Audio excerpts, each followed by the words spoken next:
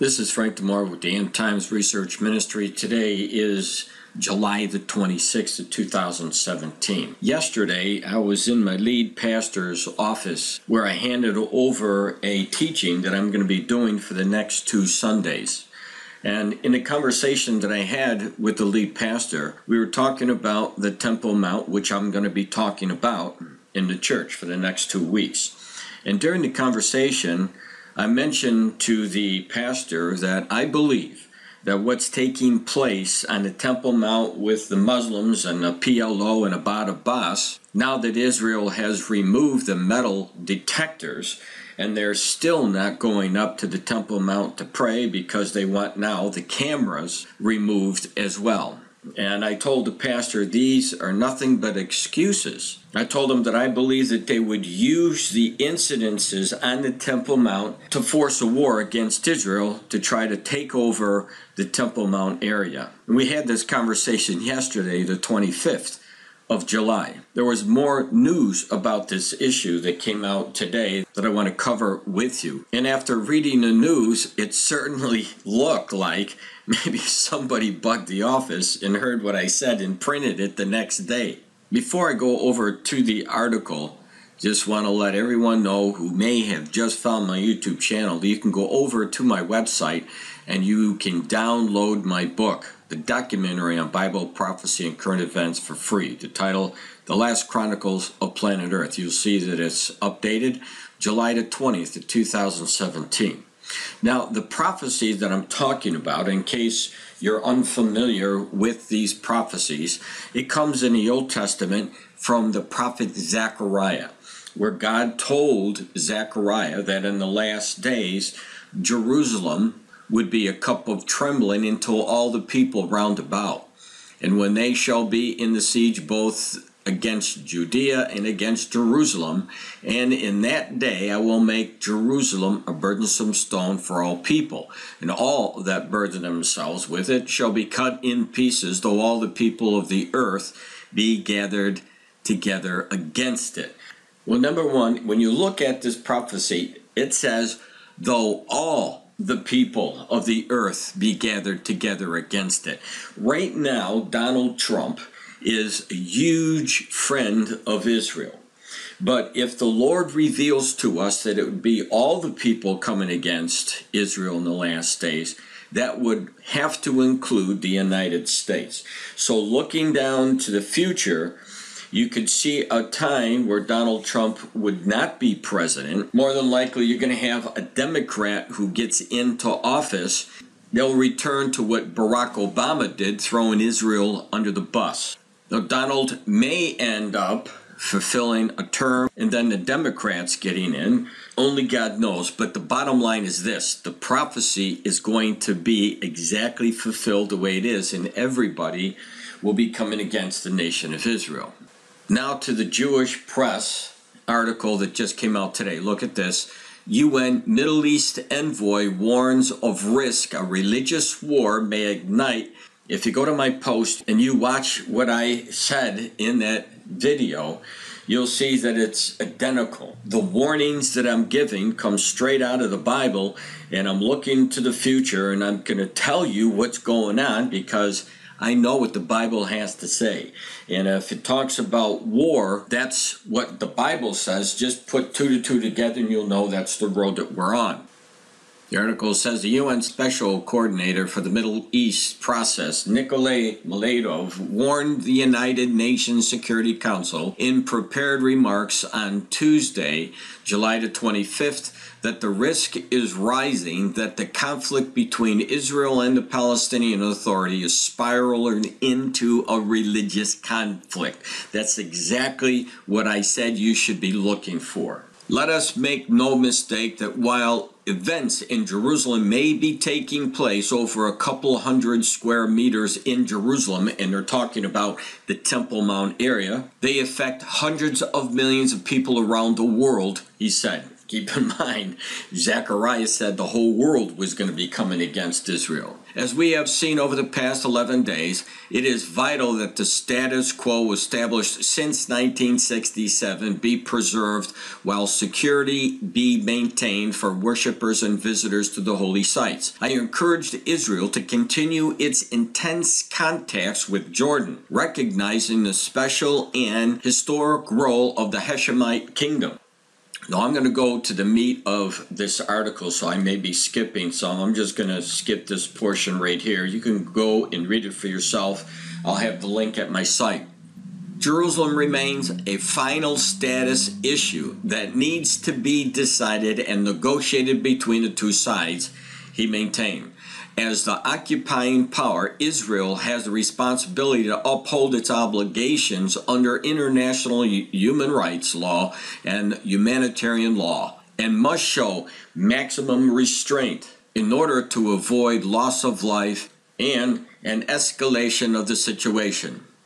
Now I want to stop there for 1 second and just remind the people that he's talking about the United Nations. The United Nations has singled out the nation of Israel more so than any nation in the world and condemns Israel more than any nation in the world. They're very biased against the nation of Israel. So when he's talking about the maximum for human rights law and humanitarian law, let's keep in mind what happened on the Temple Mount. It wasn't the Israelis who went to do harm on the Temple Mount to the Muslims. We had what we saw, or the radical Muslims attacking the police force on the Temple Mount. That comment made by Nicolay should have been pointed to the Islamic people in charge, not to Israel. The Jewish press points out this type of bias. Take a look at what it says in this next article beginning right here. Well-meaning though he is, Miladov seems to miss the point. Discussion with the Palestinian Authority leadership is impossible when its leadership announces it is suspending all contacts with Israel, as PA leader Ahmad Abbas did 4 days ago. He renewed the declaration even after Israel removed the allegedly offending metal detectors installed at the entrances to the Temple Mount after the Israeli police officers were murdered by Arab terrorists who had smuggled their arms into the holy site days earlier with the assistance of an unnamed accomplice. So the Arabs, the Islamic people, carried out murder on purpose. It was absolutely planned, and it was carried out so that Israel actually could see it from their recording video cameras. So before anyone comes out and says that it was Israel who did this aggression, they're absolutely full of it. Take a look at this video. Terror attack on Temple Mount on July 14th, 2017. Now there isn't any sound to it, but you'll actually see the events that took place, that took the lives of those innocent Israeli soldiers.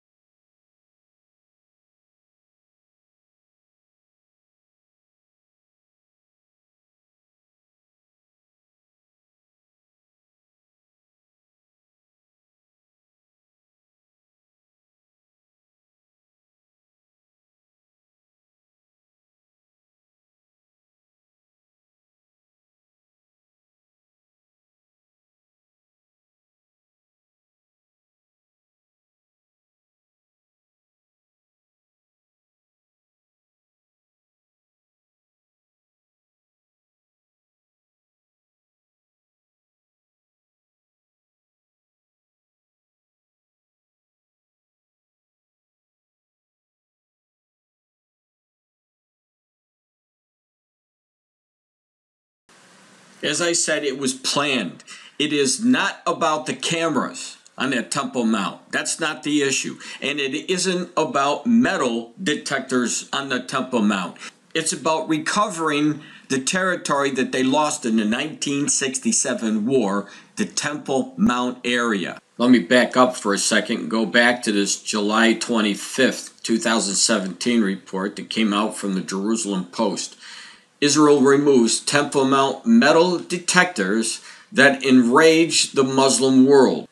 And when you read the article, you'll find out that Israel's replacing the metal detectors and putting cameras up. Well, when you read the article, you find out is the leaders of the Islamic nations, especially the Palestinians and Abbas, were infuriated because of these cameras. So what is the real reason that these leaders of the Palestinians and the Islamic leaders don't want these cameras up there? They don't want them up there so they can pinpoint people who are doing terrorist acts or planning terrorist acts, like was caught on film with these three terrorists who were going to carry out a plan that was made. And more than likely, it wasn't just these three guys who came up with this idea, but one of the Islamic leaders who planned it, and then they got their cronies to go up there and do the dirty work for them while they're sitting behind someplace nice and safe. But they met their goal. They met their goal by bringing the focus around the world back to Israel, back to the East Jerusalem, back to the Temple Mount area, and make Israel look like they're the bad guys. All for the purpose of trying in the near future to go to war over this Temple Mount area. That's exactly what I was talking about to our lead pastor yesterday.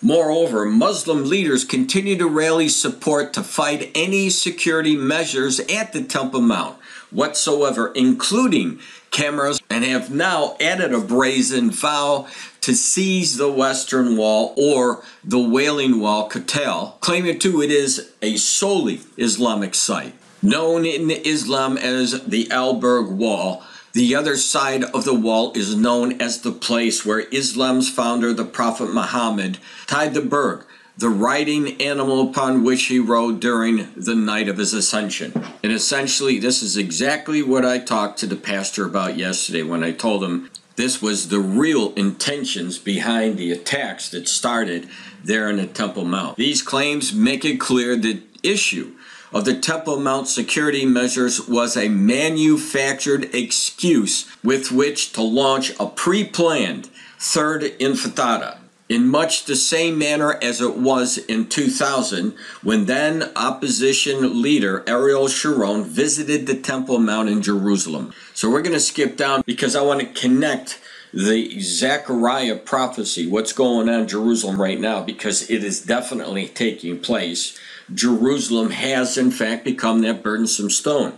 But there's also a war coming, and I want to show you that even in this article, they point to the very nations that God points in the Psalm 83 war, those people, the Arabs coming against the nation of Israel. Take a look at this. It remains to be seen whether or not the flaming rhetoric now being delivered by Palestinian Authority leader Mahmoud Abbas, Turkey's President Recep Tayyip Erdogan, Hezbollah's Secretary General Sheikh Hassan Nasrallah, and various Fatah officials, Jerusalem Grand Mufti Ahmed Hassan, Jordan Parliament Speaker Atef Tirana, and Hamas leader Ismail Haniyeh will be enough to launch a third intifada against Israel. With Syria in complete disarray and tens of thousands of missiles in the arsenals of Iranian proxy groups across Israel's borders on two fronts, both north and south, in addition to Islamic State terrorist bases in the Sinai Peninsula, as well as in Syria, the external threat combined with those from Fatah, Hamas, Palestinian Islamic Jihad, and the Popular Front for the Liberation of Palestine in Judea and Samaria raises the bar in terms of the military challenge facing the Israeli Defense Forces and the political quagmire facing the leadership of the Jewish state. Now let me break down what was in this article, who it is pointing to, and what our God has pointed out to us, what we're supposed to watch for concerning the last days when it comes to nations attacking Israel. Now here's the connection. You'll see that I pulled the people in that article from today's report. And I'm going to connect the dots between what the Lord revealed to us, what nations are going to attack the nation of Israel in the last days.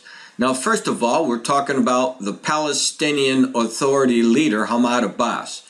Well, you're talking about the PLO. And that's who is mentioned in the Old Testament in this coming war. Palestine is the Palestinians. Notice that these people are modern day Hamas in the Gaza Strip. Now in that article that I pulled apart for you, it talked about this external threat combined with those from Fatah, which is the Palestinian organization headed by Mahmoud Abbas. Then you have Hamas right there, okay? The Islamic Jihad and the Popular Front. So it mentions the Palestinian Islamic Jihad, and that's what you have, Palestina. Now going back, you had Turkey, Recep Erdogan, Hezbollah. Okay, well Hezbollah is right here. And where is Hezbollah? Well, it's southern Lebanese. And it's not just southern Lebanese that are mentioned in the Psalm 83 war, because we see them in Jamil. Also today, Hezbollah in northern the Lebanese area. So moving back, you have this mafia right there in Jerusalem, and you have Jordan mentioned here as well. Take a look at this, and you'll see number 1, the tents of Edom, and number 3, Moab, Palestinians, and the Jordanians. Then they mention about the Iranian proxy groups across to Israel's borders on 2 fronts. Now Iran is mentioned in the Ezekiel war along with Turkey. And last but not least, it talks about the Islamic State terrorist bases in the Sinai. You know where that is? Egypt. Guess what? The Hagarenes, Egyptians. That's what the name is in the Old Testament, but we know them as the modern day Egyptians. So there's a large group of those nations that are now in conflict over this Temple Mount issue that are named in the Psalm 83 war. The Lord points to this war, and it's not a coincidence that the same people that are mentioned here are showing up in the news today. And you can trust the Lord. You're going to see more about these nations in relation to war against Israel, because eventually this war will be fulfilled. And I've said it many times. I believe it'll be over just past this east gate that's been sealed up for so many years. When you go past the east gate and you walk into Jerusalem through that gate, you're going to end up at the Temple Mount where all the problems are. That's where the war will probably be fought over.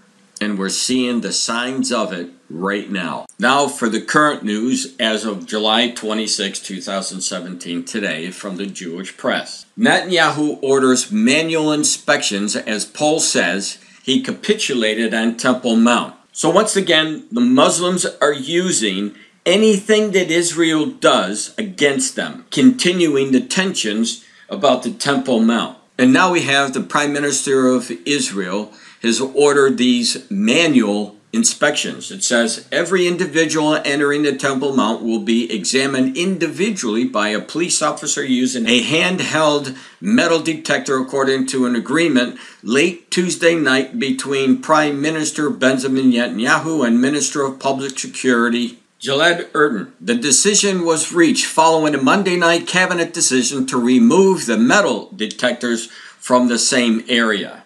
So nothing really is going to appease these people. You can see that in this paragraph right here, where it says, we are not prepared for any change that took place from the day of the attack, the WAF officials made clear.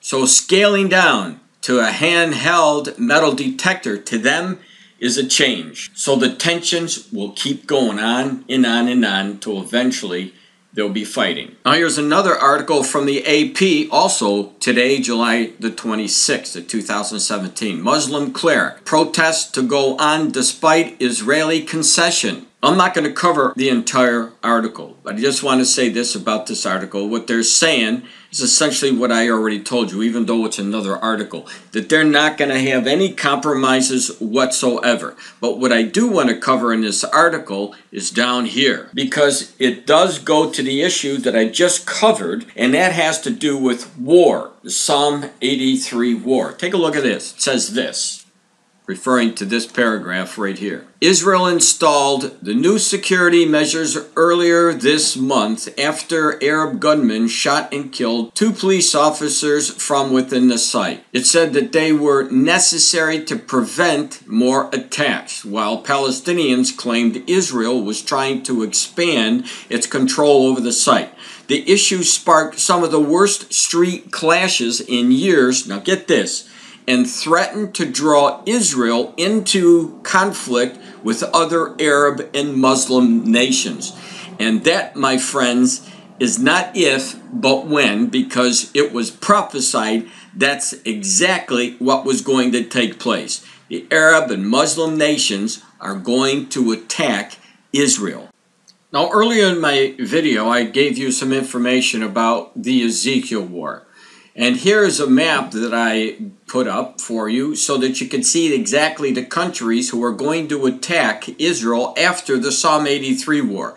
Notice that Turkey is in the mix.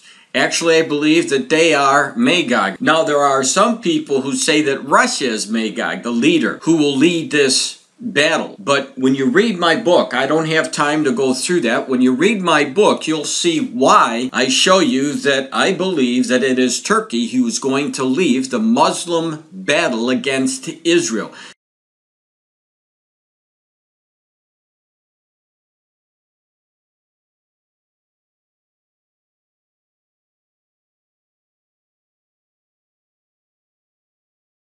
And of course, you see Iran mentioned in this battle coming along with Turkey and the rest of these nations. So Turkey, I believe, is in reference to Gog in Ezekiel chapter 38. And you'll have a host of these other nations as well. But knowing that Turkey is listed in that war, you can see that there has to be major friction between Israel and Turkey. And we've seen that over the years. And just in the last couple of weeks now, it's getting worse. Let me show you. This is today's news from Breaking Israel News. Days of Ottoman Empire are over, Israel warns Erdogan after incendiary Temple Mount talk. Now this is the Turkish president, Recep Tayyip Erdogan. Of course, most of you should know Prime Minister Benjamin Netanyahu of Israel. And they're going at it right now because of what's taking place in the Temple Mount. The Israeli government has shot back at Turkish President Recep Tayyip Erdogan's fiery statements regarding the Temple Mount, telling the Turkish leader that the days of the Ottoman Empire are over. In a speech to the Turkish parliament Tuesday, Erdogan accused Israel of using the fight against terrorism as a pretext to take Al-Aqsa Mosque from the hands of Muslims. Israel's foreign minister called Erdogan's remarks absurd, unfounded, and distorted. The days of the Ottoman Empire have passed, the ministry said. Jerusalem was, is, and will always be the capital of the Jewish people. In stark contrast to the past, the government in Jerusalem is committed to security, liberty, freedom of worship, and respect for the rights of all minorities. Those who live in glass palaces should be wary of casting stones. He's talking to Erdogan. So please put your mind on the road that God has placed his prophecies, because the news is pointing and leading us right down to that path to fulfill these prophecies that haven't been fulfilled yet. And one of those prophecies involves Turkey and the Ezekiel 38 war. So in closing, let me just close with this, that the Palestinian leader Mahmoud Abbas is frozen all talks with Israel at this point. You'll see it in a headline from the BBC. Palestinian-Israeli contact to stay frozen, says Abbas. This would be actually the best thing that could happen. Keep the Muslims off of the Dome of the Rock area, and you won't have to worry about anybody else being killed on the Temple Mount. So in connecting all of these different prophecies, we can't leave out what Paul wrote in 1 Thessalonians chapter 5, verse 3. For when they shall say peace and safety, then sudden destruction cometh upon them as travail upon a woman with child, and they shall not escape. Right now, currently, we're watching many of the nations around the world calling for peace. Let's have peace on this Temple Mount. That's not what the Bible tells us. The Bible tells us when they're calling for peace and safety, that's when war is going to break out. Sudden destruction that he refers to in 1 Thessalonians 5:3. So while Abbas is frozen contact with Israel, all they're doing, again, is setting the road for fulfillment of prophecy. Now let's think about this.